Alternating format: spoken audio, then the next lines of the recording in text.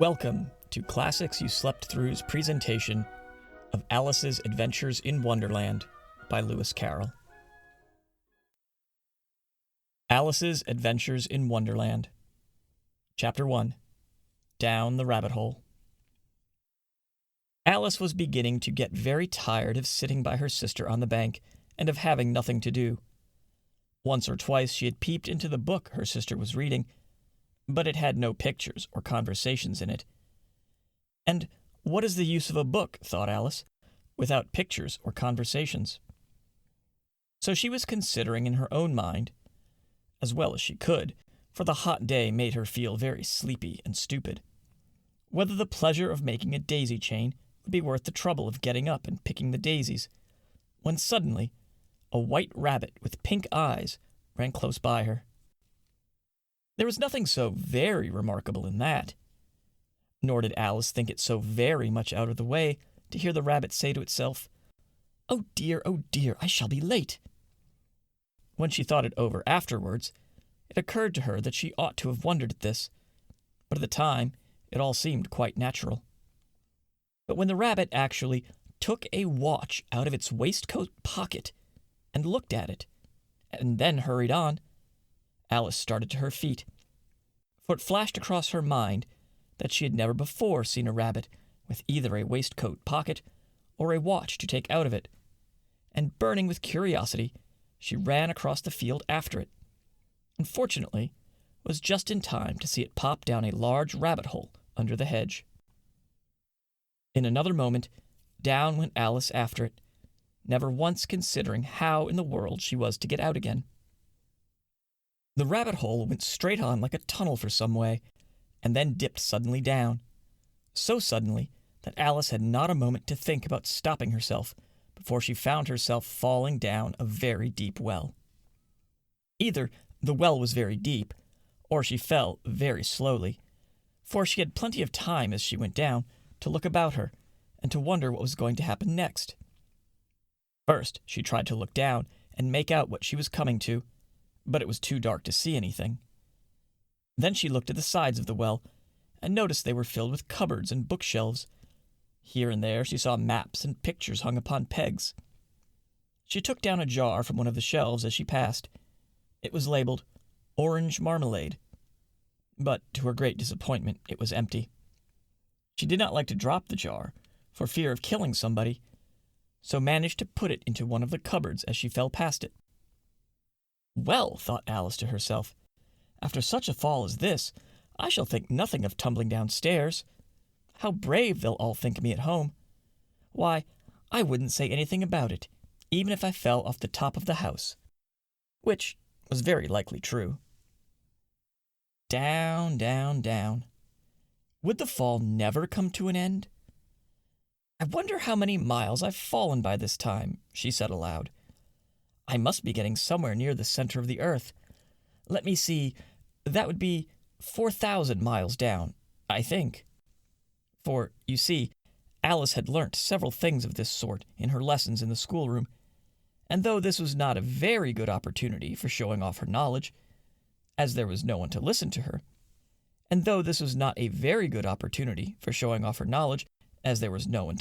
her, still, it was good practice to say it over. Yes, that's about the right distance. But then I wonder what latitude or longitude I've got to. Alice had no idea what latitude was, or longitude either, but thought they were nice grand words to say.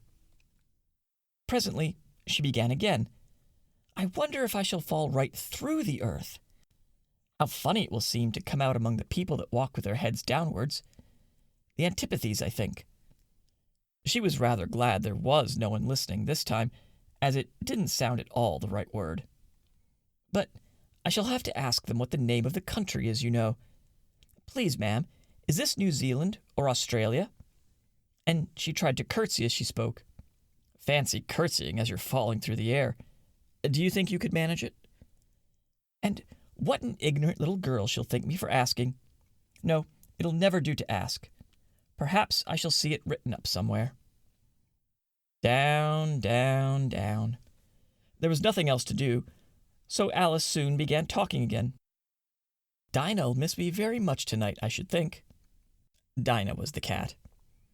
"I hope they'll remember her saucer of milk at tea time. Dinah, my dear, I wish you were down here with me. There are no mice in the air, I'm afraid, but you might catch a bat, and that's very like a mouse, you know. But do cats eat bats, I wonder?" And here Alice began to get rather sleepy, and went on saying to herself, in a dreamy sort of way, "Do cats eat bats? Do cats eat bats?" And sometimes, "Do bats eat cats?" For you see, as she couldn't answer either question, it didn't much matter which way she put it. She felt that as she was dozing off, and had just begun to dream, that she was walking hand in hand with Dinah, and saying to her very earnestly, "Now, Dinah, tell me the truth. Did you ever eat a bat?"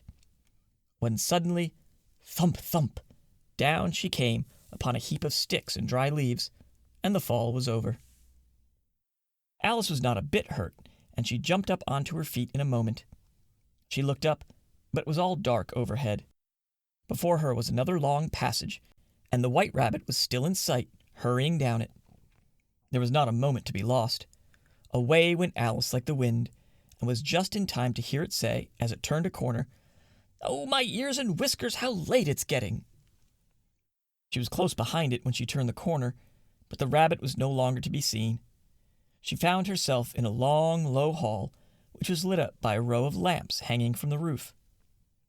There were doors all around the hall, but they were all locked, and when Alice had been all the way down one side and up the other, trying every door, she walked sadly down the middle, wondering how she was ever to get out again.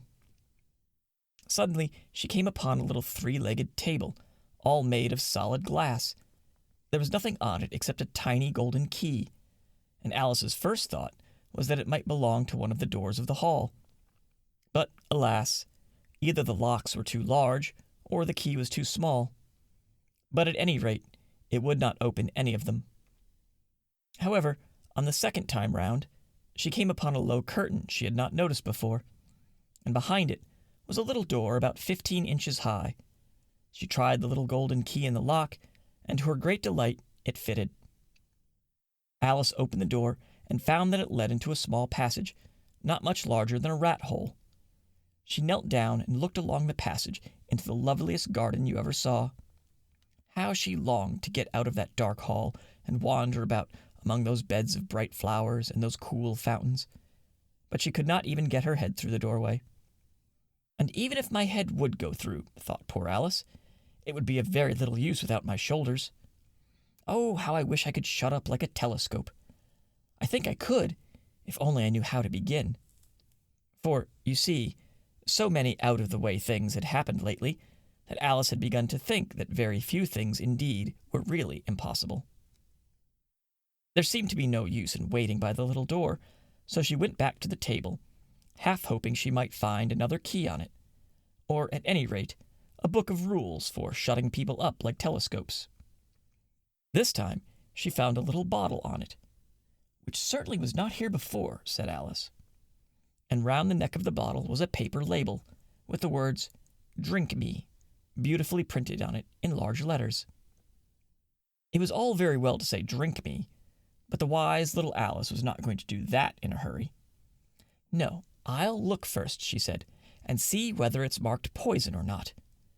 For she had read several nice little histories about children who had got burnt and eaten up by wild beasts and other unpleasant things, all because they would not remember the simple rules their friends had taught them, such as that a red-hot poker will burn you if you hold it too long, and that if you cut your finger very deeply with a knife, it usually bleeds. And she had never forgotten that if you drink much from a bottle marked poison, it is almost certain to disagree with you sooner or later. However, this bottle was not marked poison, so Alice ventured to taste it, and finding it very nice, it had, in fact, a sort of mixed flavor of cherry tart, custard, pineapple, roast turkey, toffee, and hot buttered toast, she very soon finished it off. "What a curious feeling," said Alice. "I must be shutting up like a telescope." And so it was indeed. She was now only 10 inches high, and her face brightened up at the thought that she was now the right size for going through the little door into that lovely garden. First, however, she waited for a few minutes to see if she was going to shrink any further. She felt a little nervous about this. "For it might end, you know," said Alice to herself, "in my going out altogether, like a candle. I wonder what I should be like then." And she tried to fancy what the flame of a candle is like after the candle is blown out, for she could not remember ever having seen such a thing. After a while, finding that nothing more happened, she decided on going into the garden at once. But alas for poor Alice! When she got to the door, she found she had forgotten the little golden key, and when she went back to the table for it, she found she could not possibly reach it. She could see it quite plainly through the glass, and she tried her best to climb up one of the legs of the table, but it was too slippery. And when she had tired herself out with trying, the poor little thing sat down and cried. "Come, there's no use crying like that," said Alice to herself rather sharply. "I advise you to leave off this minute." She generally gave herself very good advice, though she very seldom followed it, and sometimes she scolded herself so severely as to bring tears into her eyes. And once she remembered trying to box her own ears or having cheated herself in a game of croquet she was playing against herself, for this curious child was very fond of pretending to be two people. But it's no use now, thought poor Alice, to pretend to be two people. Why, there's hardly enough of me left to make one respectable person. Soon her eye fell on a little glass box that was lying under the table. She opened it and found in it a very small cake on which the words, "Eat me," were beautifully marked in currants. "Well, I'll eat it," said Alice, "and if it makes me grow larger I can reach the key, and if it makes me grow smaller I can creep under the door. So either way I'll get into the garden, and I don't care which happens." She ate a little bit and said anxiously to herself, "Which way," holding her hand on the top of her head to feel which way it was growing. And she was quite surprised to find that she remained the same size.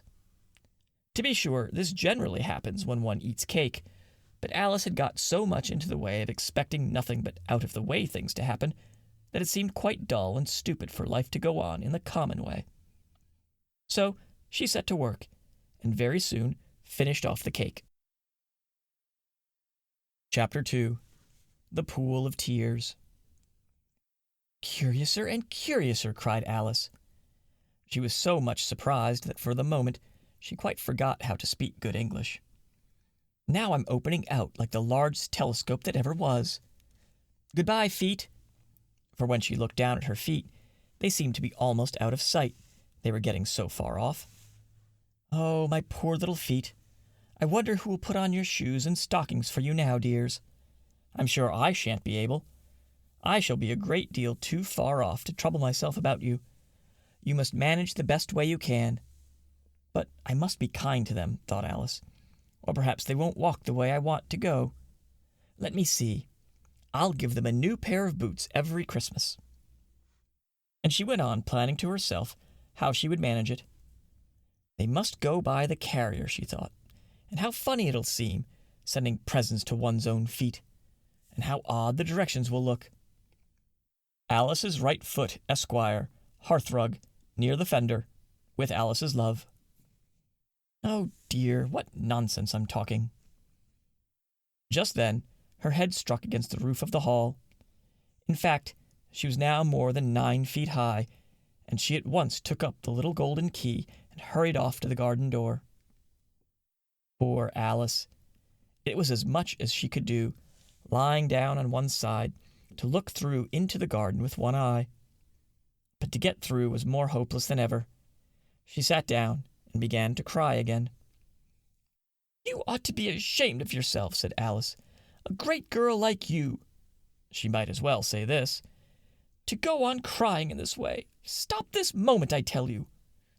But she went on all the same, shedding gallons of tears, until there was a large pool all round her, about 4 inches deep, and reaching half down the hall. After a time, she heard a little pattering of feet in the distance, and she hastily dried her eyes to see what was coming. It was the White Rabbit returning, splendidly dressed, with a pair of white kid gloves in one hand and a large fan in the other. He came trotting along in a great hurry, muttering to himself as he came, "Oh, the Duchess, the Duchess! Oh, won't she be savage if I've kept her waiting?" Alice felt so desperate that she was ready to ask help of anyone.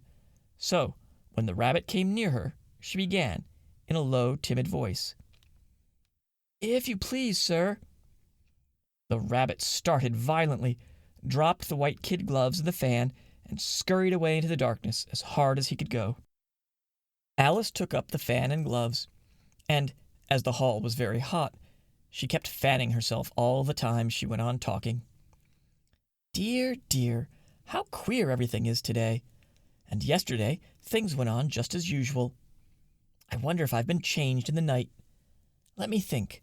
Was I the same when I got up this morning? I almost think I can remember feeling a little different. But if I'm not the same, the next question is, who in the world am I? Ah, that's the great puzzle." And she began thinking over all the children she knew that were of the same age as herself, to see if she could have been changed for any of them. "I'm sure I'm not Ada," she said, "for her hair goes in such long ringlets, and mine doesn't go in ringlets at all. And I'm sure I can't be Mabel, for I know all sorts of things, and she knows such a very little. Besides, she's she, and I'm I, and, oh dear, how puzzling it all is.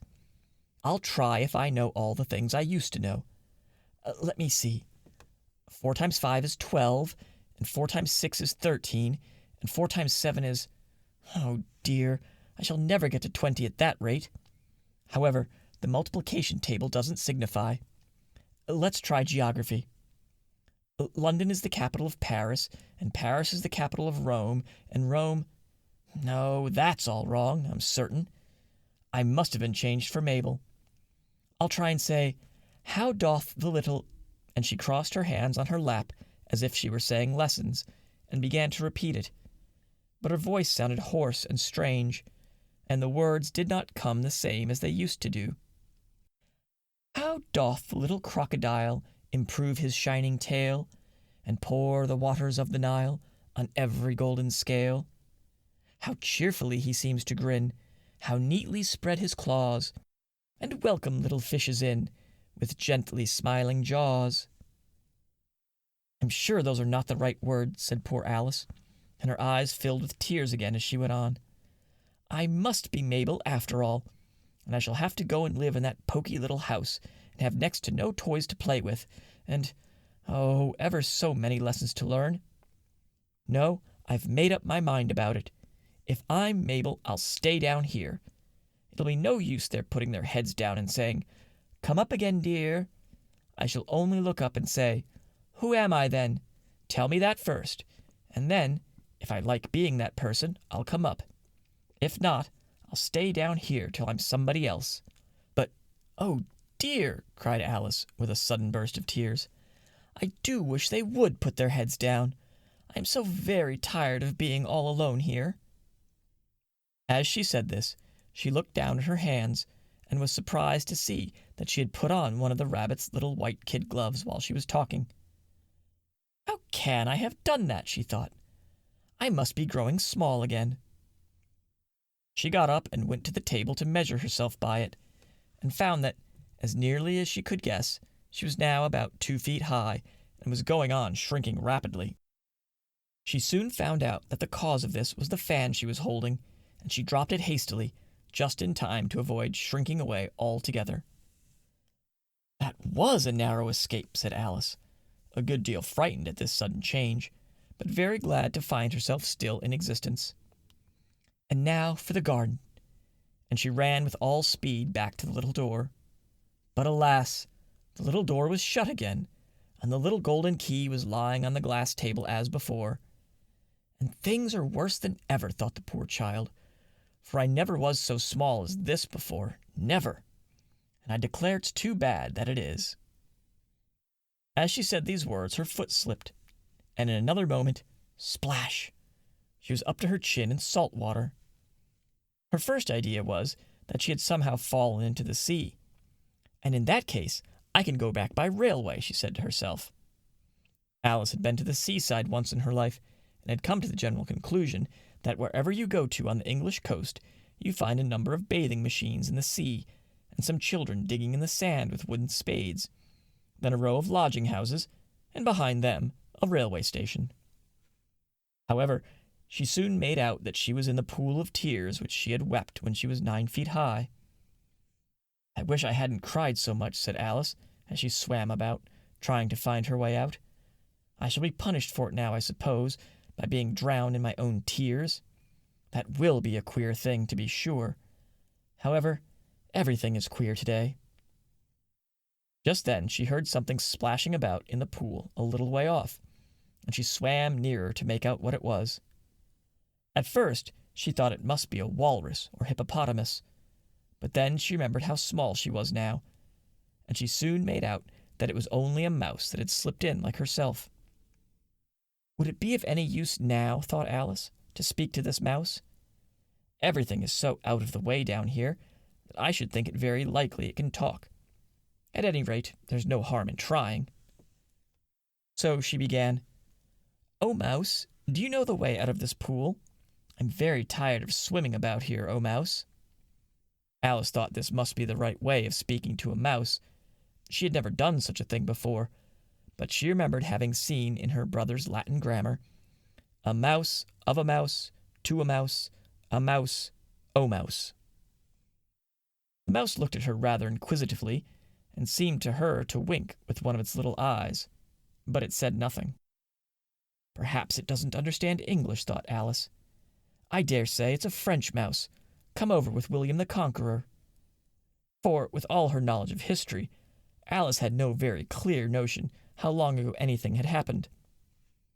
So she began again, "Où est ma chatte?" which was the first sentence in her French lesson book. Chapter 3. A Caucus Race and a Long Tail. They were indeed a queer-looking party that assembled on the bank. The birds with draggled feathers, the animals with their fur clinging close to them, and all dripping wet, cross, and uncomfortable.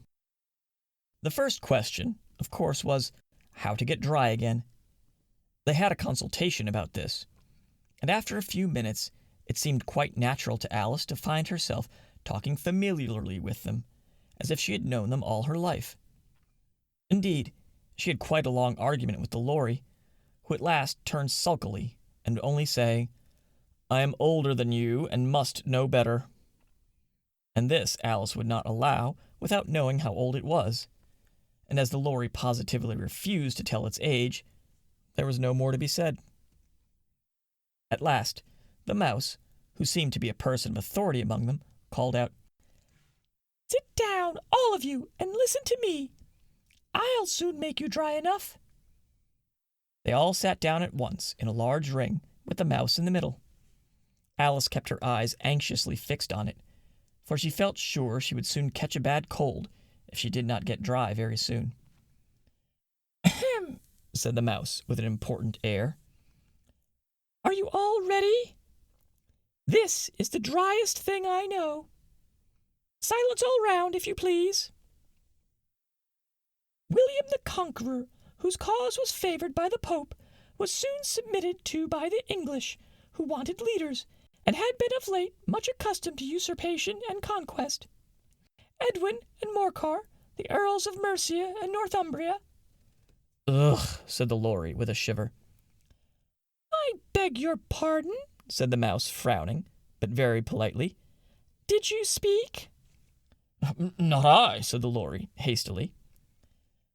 "I thought you did," said the mouse. "I proceed. Edwin and Morcar, the Earls of Mercia and Northumbria, declared for him, and even Stigand, the patriotic Archbishop of Canterbury, found it advisable." "Found what?" said the duck. "Found it," the mouse replied rather crossly. "Of course you know what it means." "I know what it means well enough when I find a thing," said the duck. "It's generally a frog or a worm. The question is, what did the Archbishop find?" The mouse did not notice this question, but hurriedly went on. Found it advisable to go with Edgar Atheling to meet William and offer him the crown. William's conduct at first was moderate, but the insolence of his Normans— How are you getting on now, my dear? It continued, turning to Alice as it spoke. As wet as ever, said Alice, in a melancholy tone. It doesn't seem to dry me at all. In that case, said the dodo solemnly, rising to its feet, I move that the meeting adjourn, for the immediate adoption of more energetic remedies. Speak English, said the eaglet. I don't know what the meaning of half those long words, and what's more, I don't believe you do either. And the eaglet bent down its head to hide a smile. Some of the other birds tittered audibly. What I was going to say, said the dodo, in an offended tone, was that the best thing to get us dry would be a caucus race. What is a caucus race? Said Alice. Not that she wanted much to know, but the dodo had paused, as if it thought somebody ought to speak, and no one else seemed inclined to say anything. Why, said the dodo, the best way to explain it is to do it. And as you might like to try the thing yourself some winter day, I will tell you how the dodo managed it. First, it marked out a race course, in a sort of circle. The exact shape doesn't matter, it said. And then all the party were placed along the course, here and there. And there was no 1, 2, 3, and away, but they began running when they liked, and left off when they liked, so that it was not easy to know when the race was over. However, when they had been running half an hour or so, and were quite dry again, the dodo suddenly called out, The race is over! And they all crowded round it, panting and asking, But who has won? This question the dodo could not answer without a great deal of thought, and it sat for a long time with one finger pressed upon its forehead, the position in which you usually see Shakespeare in the pictures of him.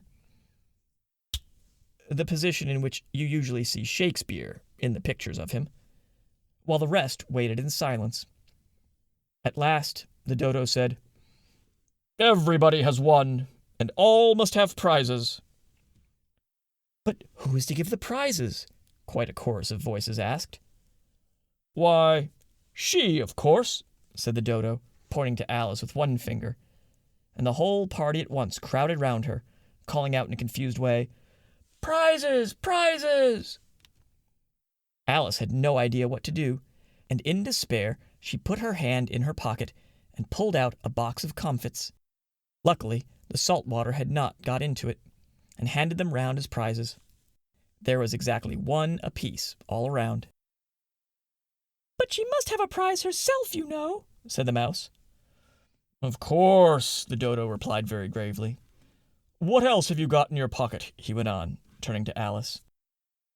Only a thimble, said Alice sadly. Hand it over here, said the dodo.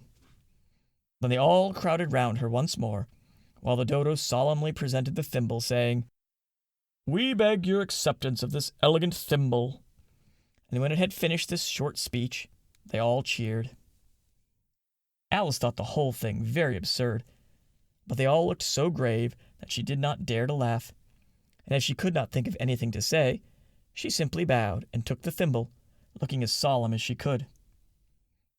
The next thing was to eat the comfits.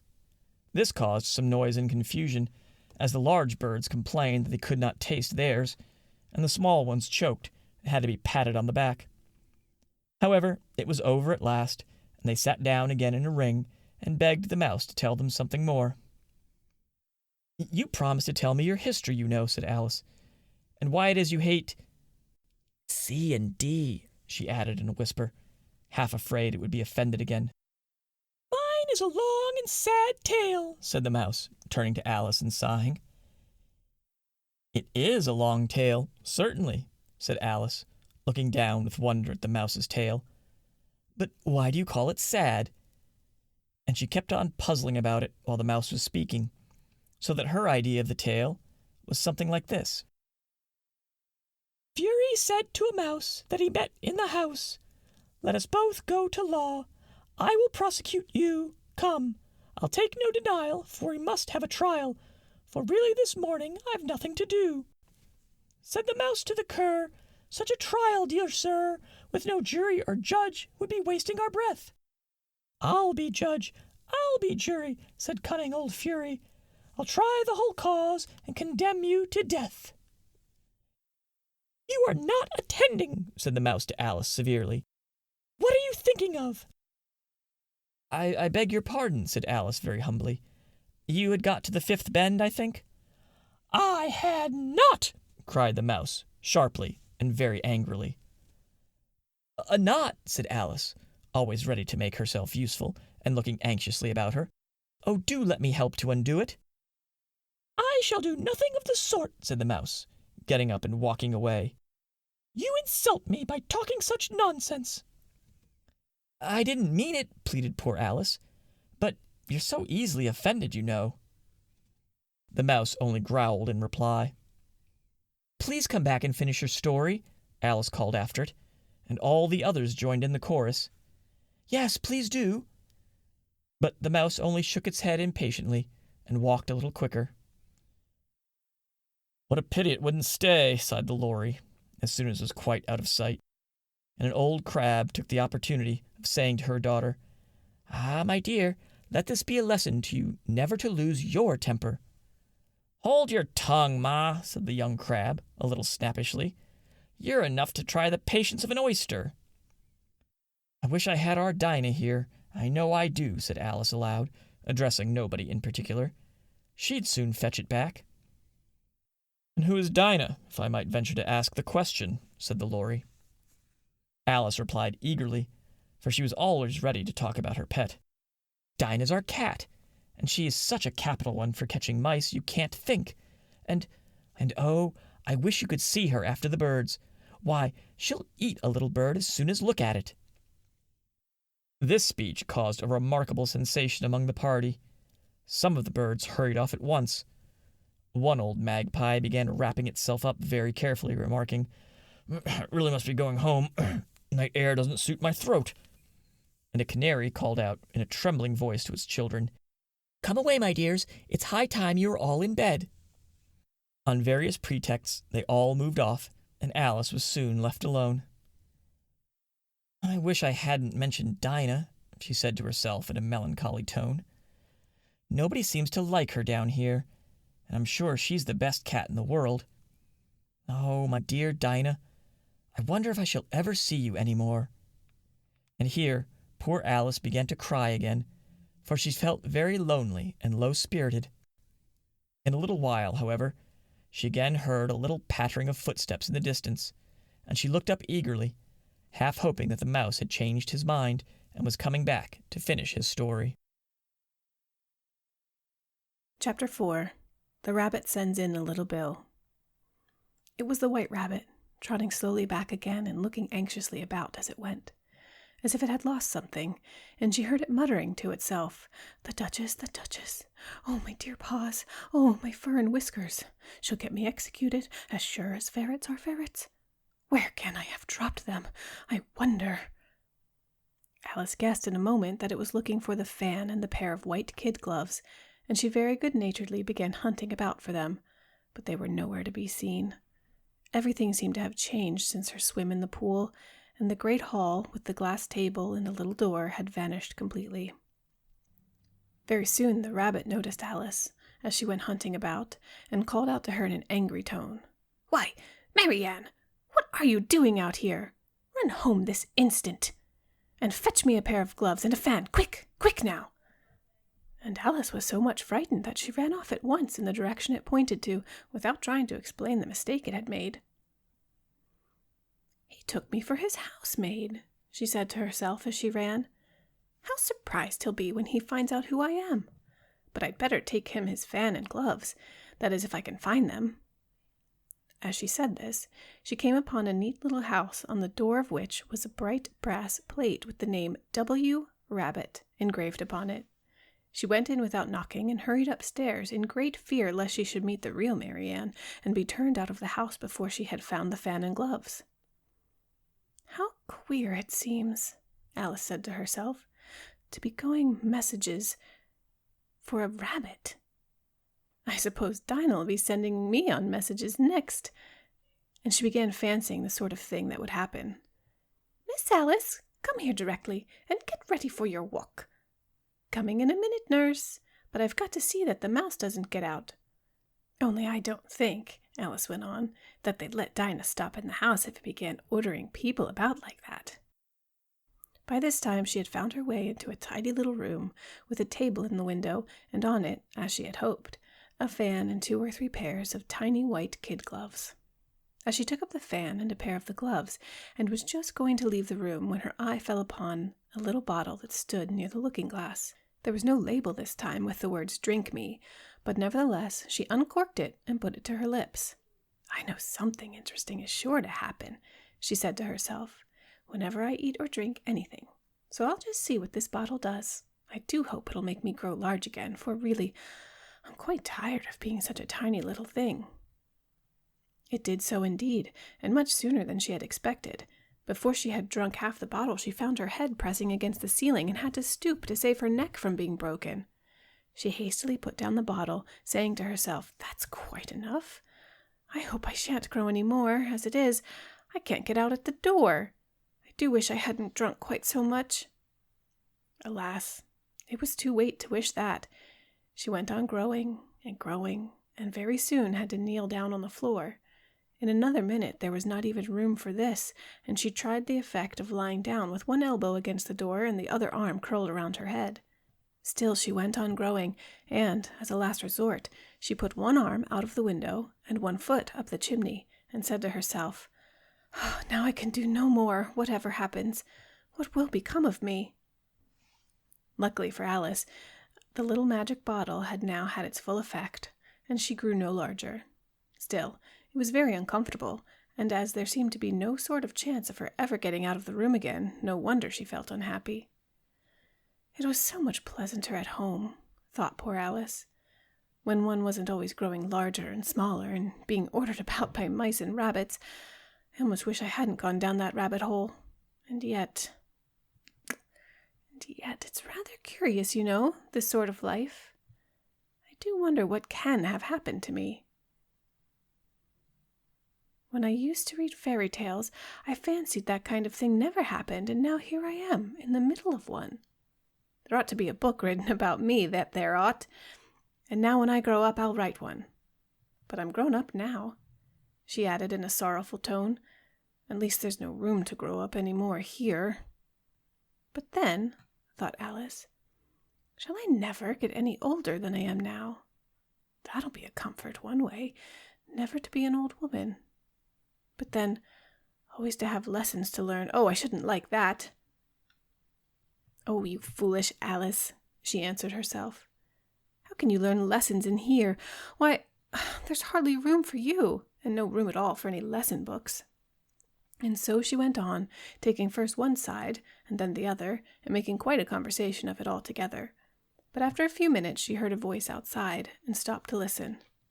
"Mary Ann! Mary Ann!" said the voice. "Fetch me my gloves this moment!" Then came a little pattering of feet on the stairs. Alice knew it was the rabbit coming to look for her, and she trembled till she shook the house, quite forgetting that she was now about 1,000 times as large as the rabbit, and had no reason to be afraid of it.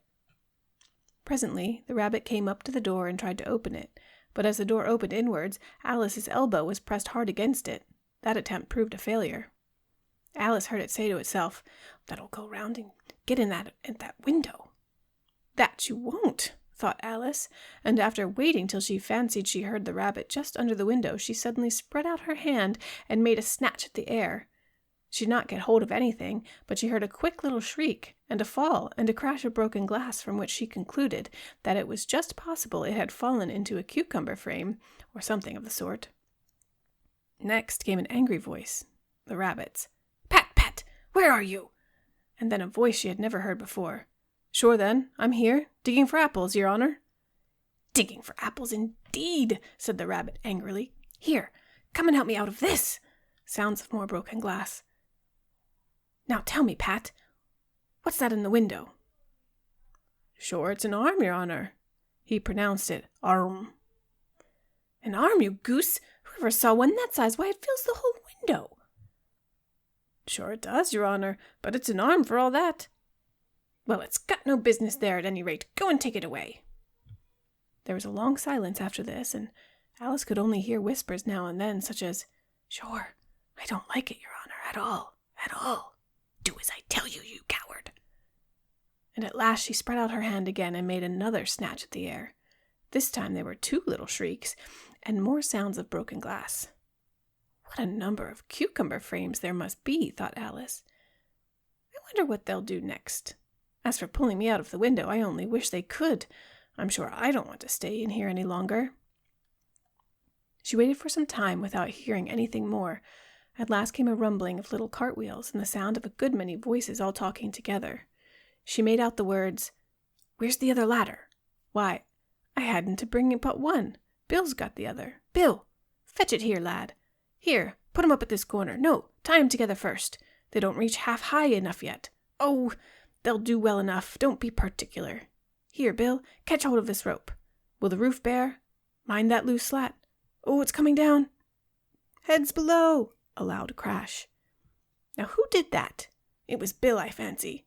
Who's to go down the chimney? Nay, I shan't. You do it." "That I won't." "Bill's to go down. Here, Bill, the master says you're to go down the chimney." "Oh, so Bill's to come down the chimney, has he?" said Alice to herself. "Shy, they seem to put everything upon Bill.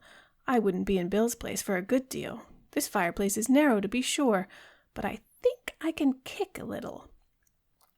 She drew her foot as far down the chimney as she could and waited till she heard a little animal, she couldn't guess what sort it was, scratching and scrambling about in the chimney close above her. Then, saying to herself, "This is Bill," she gave one sharp kick and waited to see what would happen next.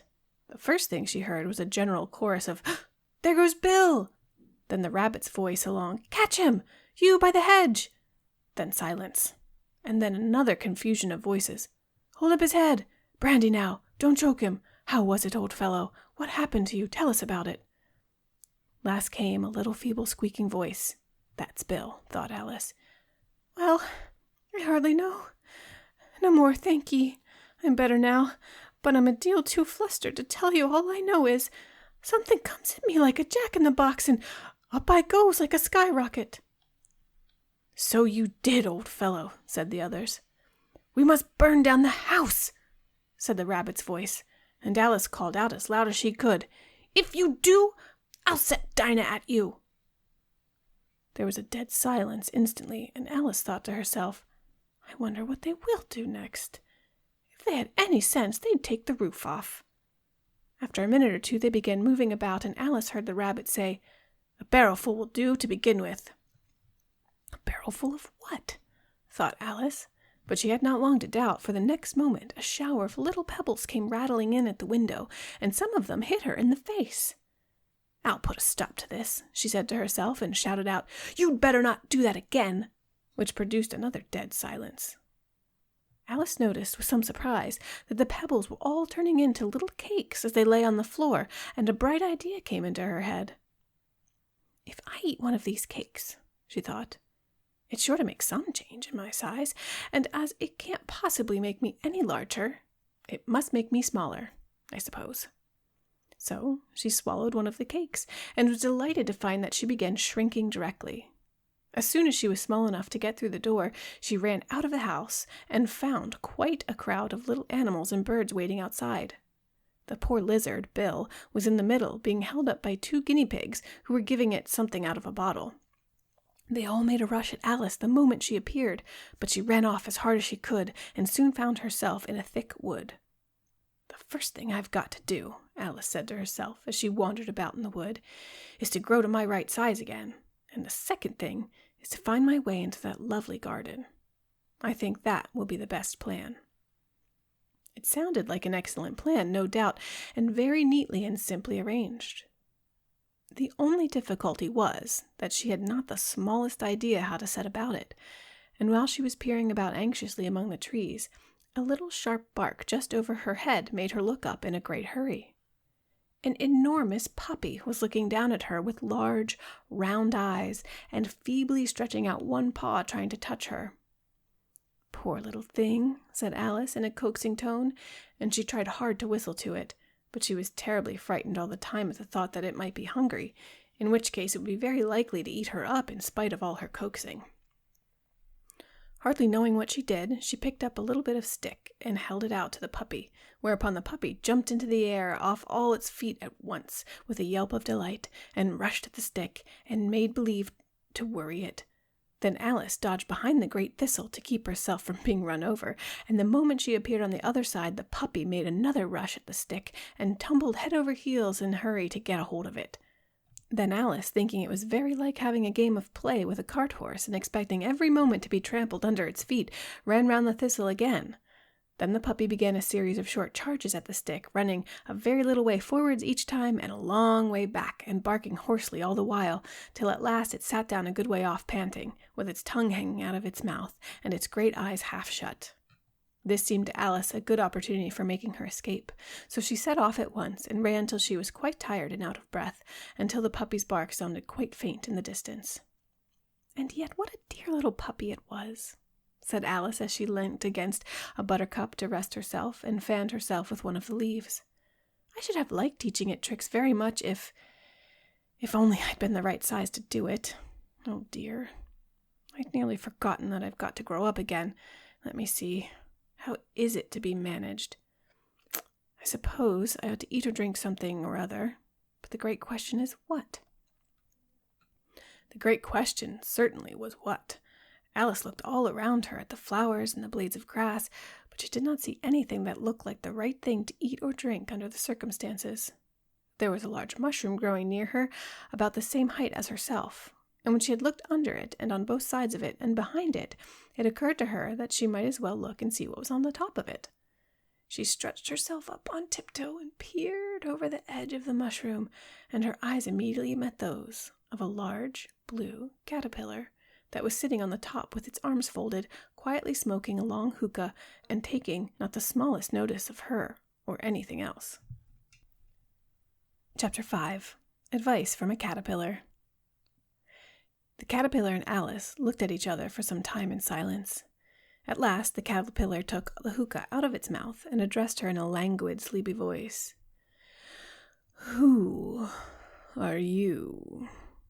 said the caterpillar. This was not an encouraging opening for a conversation. Alice replied rather shyly, I hardly know, sir, just at present. At least, I know who I was when I got up this morning, but I think I must have been changed several times since then." "What do you mean by that?" said the caterpillar sternly. "Explain yourself." "I can't explain myself, I'm afraid, sir," said Alice, "because I'm not myself, you see." "I don't see," said the caterpillar. "I'm afraid I can't put it more clearly," Alice replied very politely, "for I can't understand it myself to begin with, and being so many different sizes in a day is very confusing." "It isn't," said the caterpillar. "Well, perhaps you haven't found it so yet," said Alice. "When you have to turn into a chrysalis, you will some day, you know, and then after that into a butterfly, I should think you'll feel it a little queer, won't you?" "Not a bit," said the caterpillar. "Well, perhaps your feelings may be different," said Alice. "All I know is, it would feel very queer to me." "You?" said the caterpillar contemptuously. "Who are you?" Which brought them back again to the beginning of the conversation. Alice felt a little irritated at the caterpillar's making such very short remarks, and she drew herself up and said very gravely, "I think you ought to tell me who you are first." "Why?" said the caterpillar. Here was another puzzling question, and as Alice could not think of any good reason, and as the caterpillar seemed to be in a very unpleasant state of mind, she turned away. "Come back," said the caterpillar, calling after her. "I've something important to say." This sounded promising, certainly. Alice turned and came back again. "Keep your temper," said the caterpillar. "Is that all?" said Alice, swallowing down her anger as well as she could. "No," said the caterpillar. Alice thought she might as well wait, as she had nothing else to do, and perhaps, after all, it might tell her something worth hearing. For some minutes it puffed away without speaking, but at last it unfolded its arms, took the hookah out of its mouth again, and said, "So, you think you're changed, do you?" "I'm afraid I am, sir," said Alice.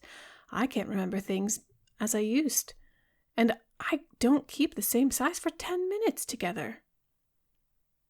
"Can't remember what things?" said the caterpillar. "Well, I've tried to say, 'How doth the little busy bee?'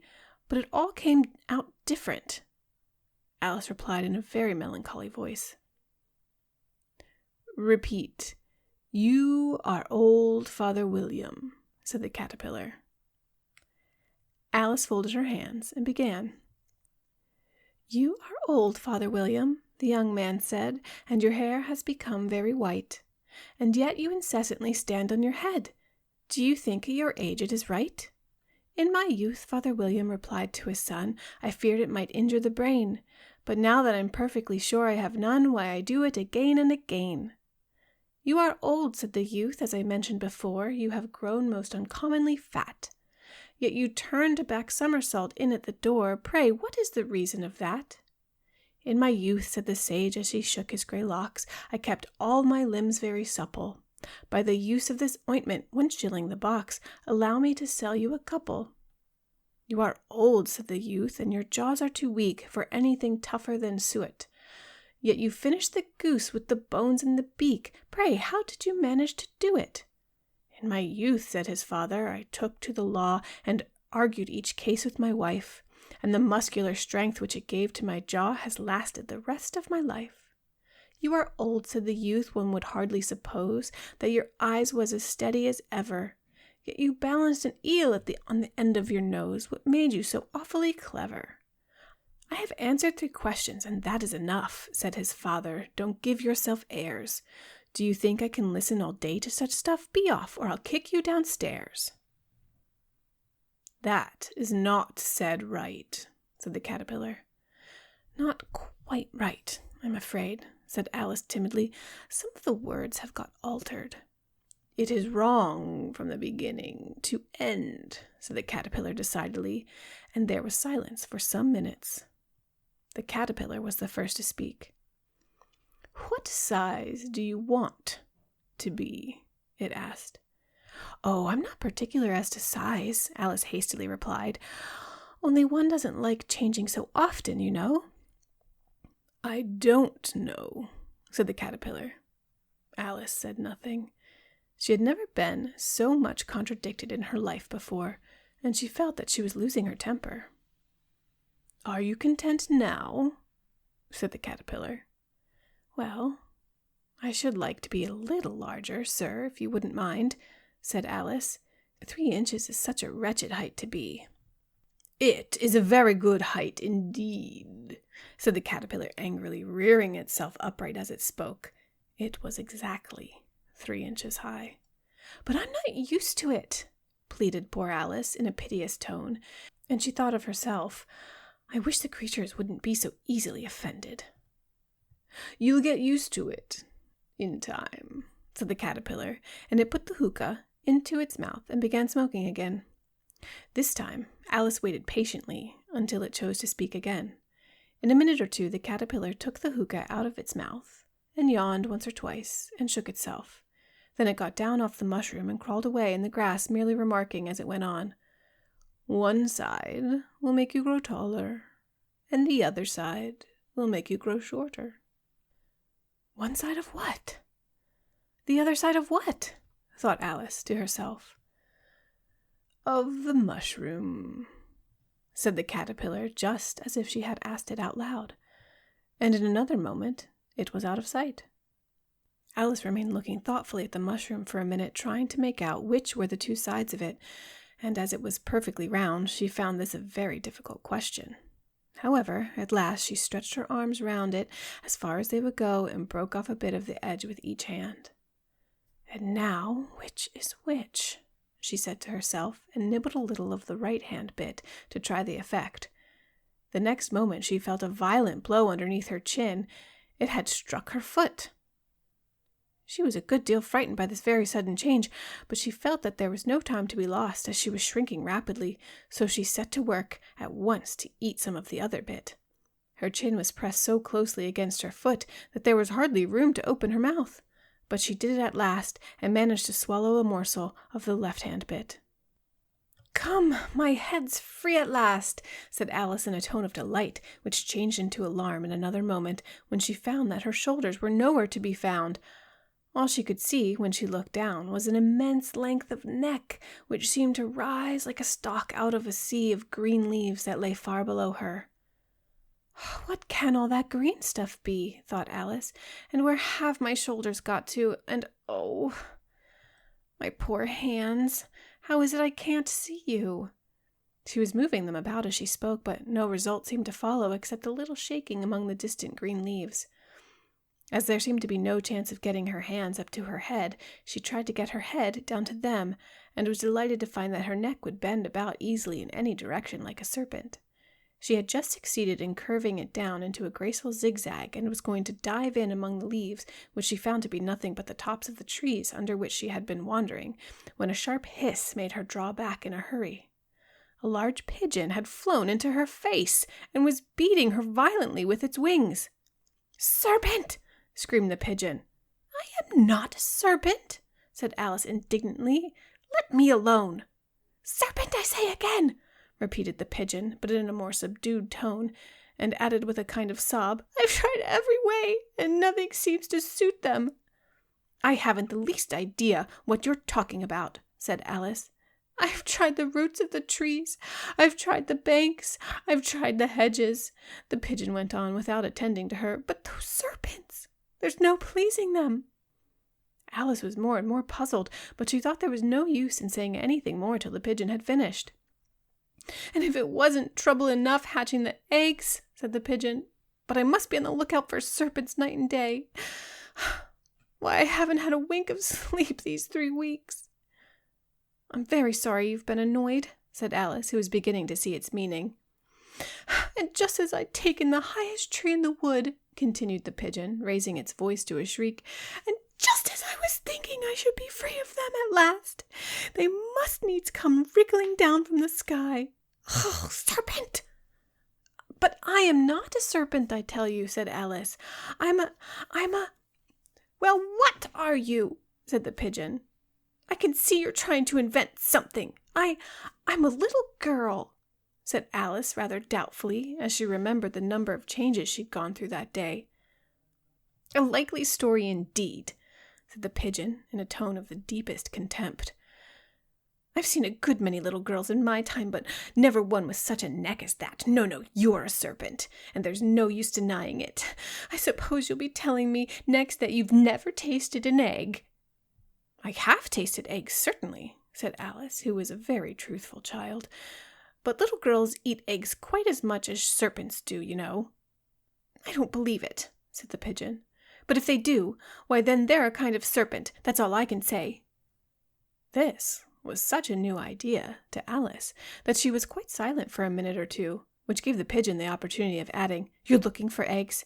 I know that well enough, and what does it matter to me whether you're a little girl or a serpent?" "It matters a good deal to me," said Alice hastily, "but I'm not looking for eggs as it happens, and if I was, I shouldn't want yours. I don't like them raw." "Well, be off then," said the pigeon in a sulky tone as it settled down again into its nest. Alice crouched down among the trees as well as she could, for her neck kept getting entangled among the branches, and every now and then she had to stop and untwist it. After a while, she remembered that she still held the pieces of mushroom in her hand, so she set to work very carefully, nibbing first at one and then at the other, and growing sometimes taller and sometimes shorter, until she had succeeded in bringing herself down to her usual height.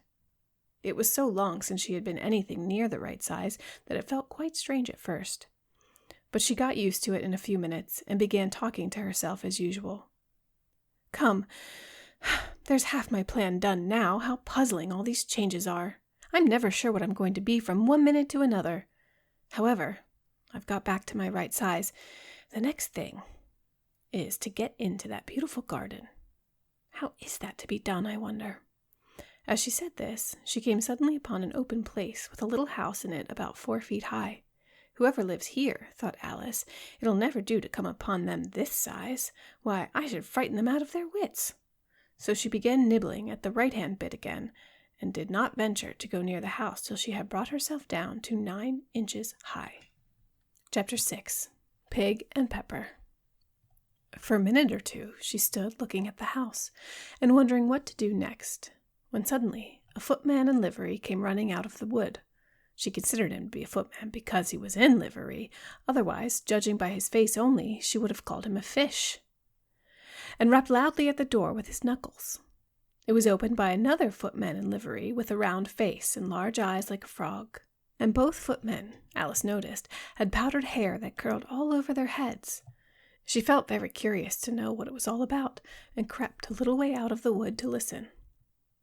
The fish footman began by producing from under his arm a great letter nearly as large as himself, and this he handed over to the other, saying in a solemn tone, "For the Duchess, an invitation from the Queen to play croquet."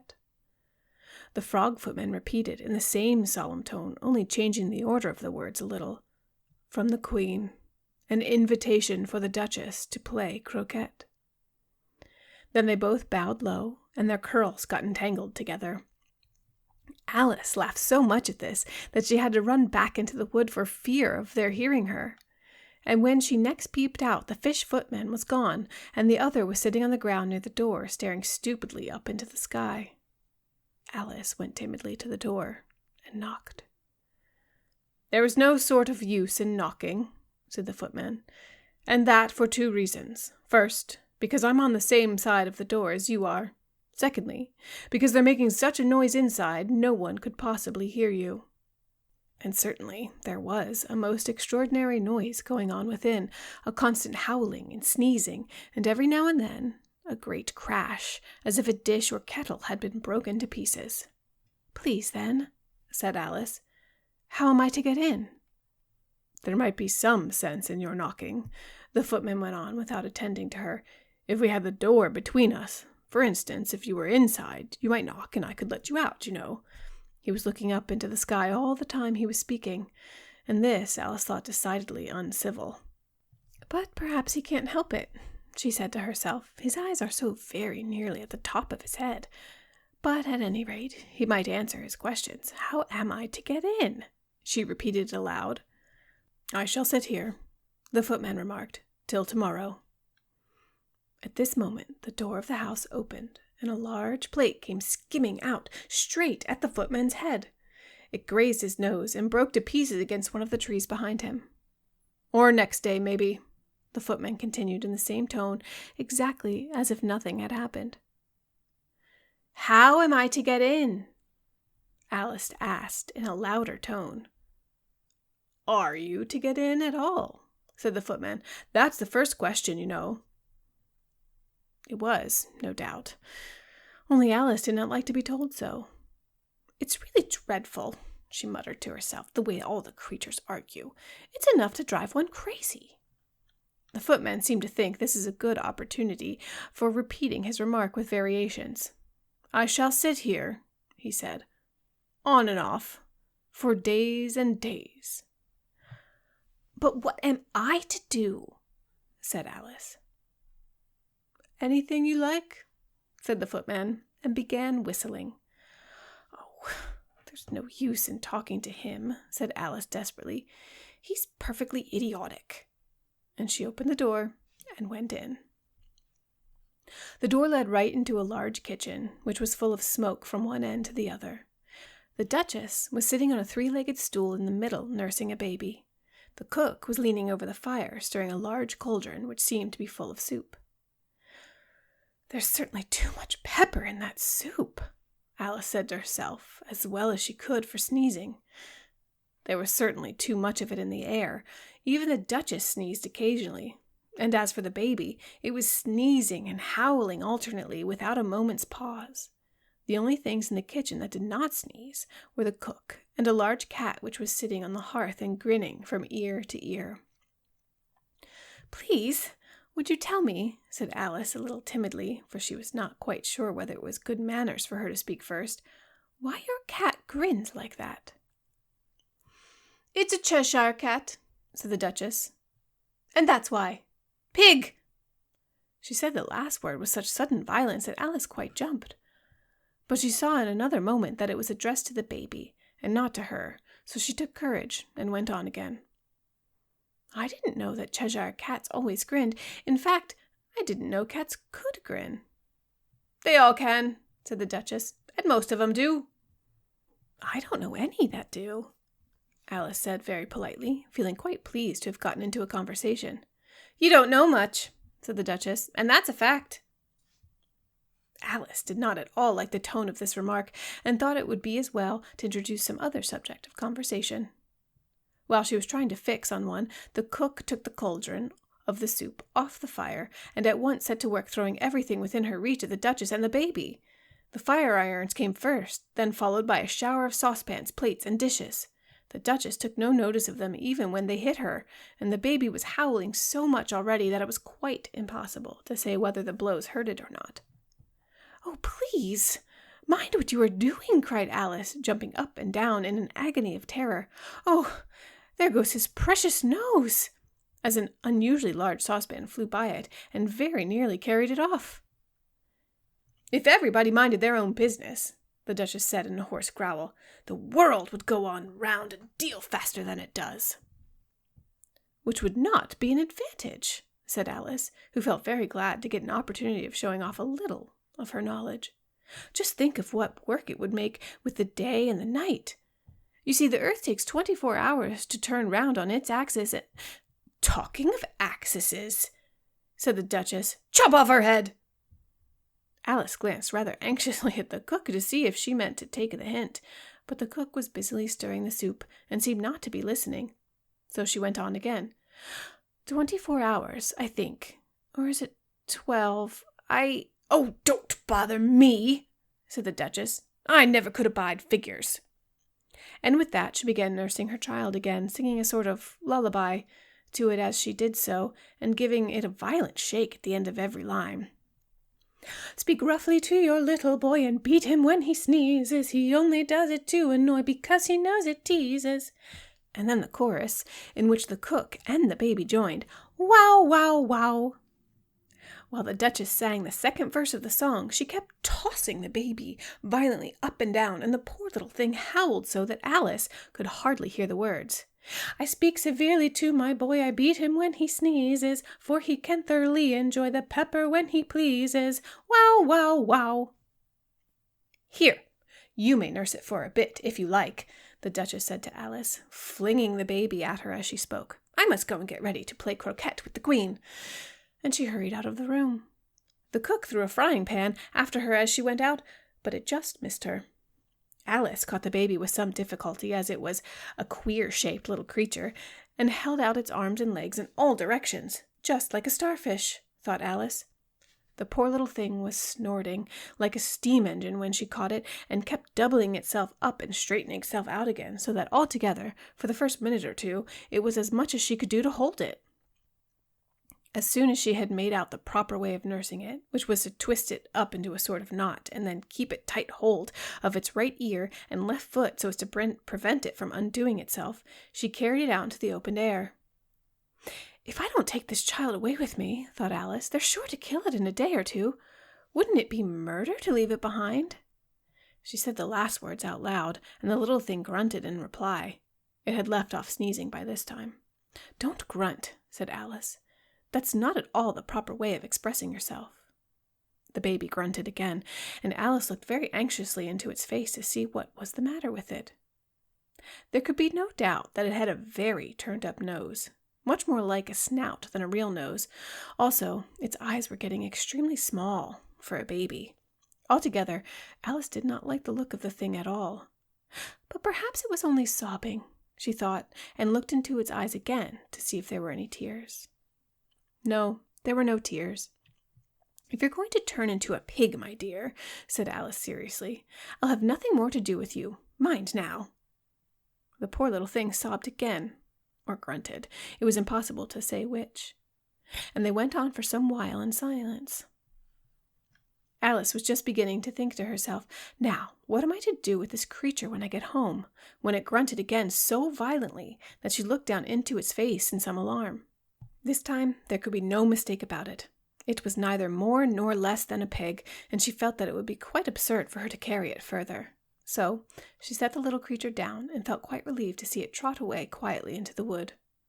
If it had grown up, she said to herself, it would have made a dreadfully ugly child. But it makes a rather handsome pig, I think. And she began thinking over other children she knew who might do very well as pigs, and was just saying to herself, if one only knew the right way to change them, when she was a little startled by seeing the Cheshire Cat sitting on a bough of a tree a few yards away. The cat only grinned when it saw Alice. It looked good-natured, she thought. Still, it had very long claws and a great many teeth, so she felt that it ought to be treated with respect. "Cheshire Puss," she began rather timidly, as she did not at all know whether it would like the name. However, it only grinned a little wider. "Come, it's pleased so far," thought Alice, and she went on. "Would you tell me, please, which way I ought to go from here?" "That depends a good deal on where you want to get to," said the cat. "I don't much care where," said Alice. "Then it doesn't matter which way you go," said the cat. "So long as I get somewhere," Alice added, as an explanation. "Oh, you're sure to do that," said the cat, "if you only walk long enough." Alice felt that this could not be denied, so she tried another question. "What sort of people live about here?" "In that direction," the cat said, waving its right paw round, "lives the Hatter, and in that direction," waving the other paw, "lives a March Hare. Visit either you like. They're both mad." "But I don't want to go among mad people," Alice remarked. "Oh, you can't help that," said the cat. "We're all mad here. I'm mad. You're mad." "How do you know I'm mad?" said Alice.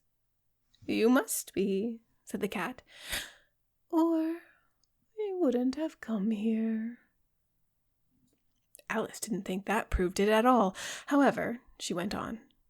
"And how do you know that you're mad?" "To begin with," said the cat, "a dog's not mad. You grant that?" "I suppose so," said Alice. "Well, then," the cat went on, "you see, a dog's growl when it's angry, and wags its tail when it's pleased. Now I growl when I'm pleased and wag my tail when I'm angry. Therefore, I'm mad." "I call it purring, not growling," said Alice. "Call it what you like," said the cat. "Do you play croquet with the Queen today?" "I should like it very much," said Alice, "but I haven't been invited yet." "You'll see me there," said the cat, and vanished. Alice was not much surprised at this. She was getting so used to queer things happening. While she was looking at the place where it had been, it suddenly appeared again. "By the by, what became of the baby?" said the cat. "I'd nearly forgotten to ask." "It turned into a pig," Alice quietly said, just as if it had come back in a natural way. "I thought it would," said the cat, and vanished again. Alice waited a little, half expecting to see it again, but it did not appear, and after a minute or two she walked on in the direction in which the March Hare was said to live. "I have seen hatters before," she said to herself. "The March Hare will be much more the interesting, and perhaps as this is May, it won't be raving mad. At least not so mad as it was in March. As she said this, she looked up, and there was the cat again, sitting on a branch of a tree. Did you say pig? Or fig, said the cat. I said pig, replied Alice, and I wish you wouldn't keep appearing and vanishing so suddenly. You make one quite giddy. All right, said the cat, and this time it vanished quite slowly, beginning with the end of the tail, and ending with the grin, which remained some time after the rest of it had gone. Well, I've often seen a cat without a grin, thought Alice, but a grin without a cat? It's the most curious thing I ever saw in my life. She had not gone much farther before she came in sight of the house of the March Hare. She thought it must be the right house, because the chimneys were shaped like ears, and the roof was thatched with fur. It was so large a house that she did not like to go nearer till she had nibbled some of the left-hand bit of the mushroom, and raised herself to about 2 feet high. Even then she walked up towards it rather timidly, saying to herself, "Oh, suppose it should be raving mad after all. I almost wish I'd gone to see the Hatter instead." This concludes Classics You Slept Through's first reading of Alice's Adventures in Wonderland by Lewis Carroll. Stay tuned for the next episode when we discuss what we've just read. I hope you have had as much fun listening as I and we have had reading. See you next time. Peace.